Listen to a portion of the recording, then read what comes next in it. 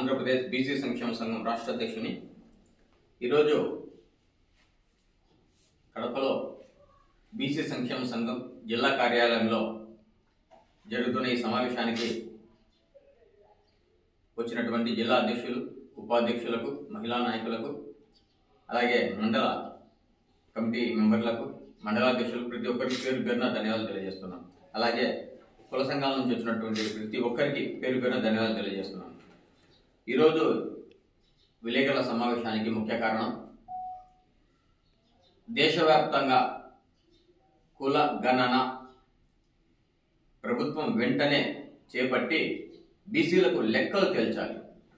మేమెంతో మాకంత వాటా తేల్చేంత వరకు ఈ ప్రభుత్వం మీద పోరాడుతూనే ఉంటాం. గతంలో కూడా వైఎస్ఆర్ కాంగ్రెస్ పార్టీ ఎలక్షన్లకు 2 నెలల ముందు స్టార్ట్ చేశారు, బీసీల కుల జనగణన స్టార్ట్ చేస్తున్నామని. కానీ అక్కడ కలెక్టర్ ఆఫీసులో మీటింగ్ పెట్టుకునేదానికే టైం సరిపోయింది. తర్వాత ఎలక్షన్లు వచ్చాయి. కూటమి ప్రభుత్వం చంద్రబాబు నాయుడు గారు బీసీలకు ఖచ్చితంగా కుల జనగణన జరిపి రిజర్వేషన్ శాతాన్ని పెంచుదాం, మెస్ ఫీజులు పెంచుదాం అని హామీలు ఇచ్చి అధికారంలోకి వచ్చి దాదాపుగా 6 నెలలకు అవసరం. ఈ 6 నెలల్లో బీసీల గురించి ఒక్క మాట కూడా మాట్లాడిన పాపాన పోలేదు. బీసీలకు నామినేటెడ్ పోస్టులలో కూడా న్యాయం చేయలేదు.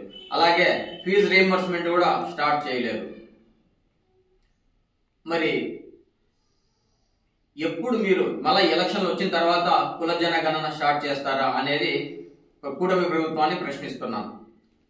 మాకు ఈడబ్ల్యూఎస్ రిజర్వేషన్ కూడా అగ్రకులాలకు కల్పించినటువంటి ఈడబ్ల్యూఎస్ 10% రిజర్వేషన్ కల్పించారు. ఈ 10% రిజర్వేషన్ ఏ లెక్క ప్రకారం కల్పించారు? వాళ్ళకు 5% ఉన్నటువంటి అగ్రకులాలకు ఈరోజు 10% ఇచ్చారు.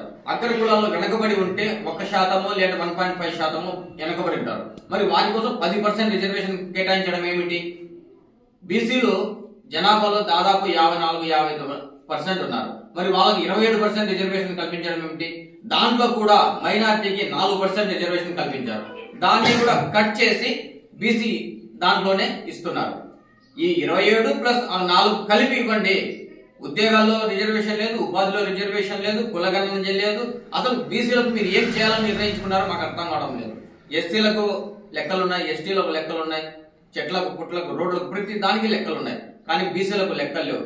మరి మా రిజర్వేషన్ శాతం ఎప్పుడు పెంచుతారు? అంబేద్కర్ గారు ఎప్పుడు చెప్పారో ప్రతి కులానికి 10 సంవత్సరాలు రిజర్వేషన్ అమలు చేయండి అని. మరి 75 సంవత్సరాలుగా పోరాడుతున్నా కూడా ఇప్పటి వరకు రిజర్వేషన్ కోసం పోరాడుతూనే ఉన్నాం. మరి ఎప్పుడు ఆపుతారు?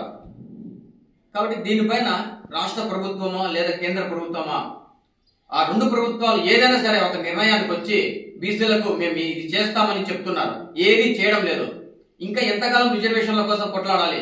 కాబట్టి ఫస్ట్ మా లెక్క తెల్చండి, మా వాటా తెల్చండి, మేమెంతో మాకంతా ఫస్ట్ లెక్కలు తెలిసిన తర్వాతనే మీ ప్రభుత్వము హామీలు నెరవేర్చుకోండి అని దీనిపైన ఈ జనవరి 20 తేదీ 1వ నెల 2025 కలెక్టరేట్ కాడ మహాధర్నాకు వేలాదిగా బీసీలు, యువ నాయకులు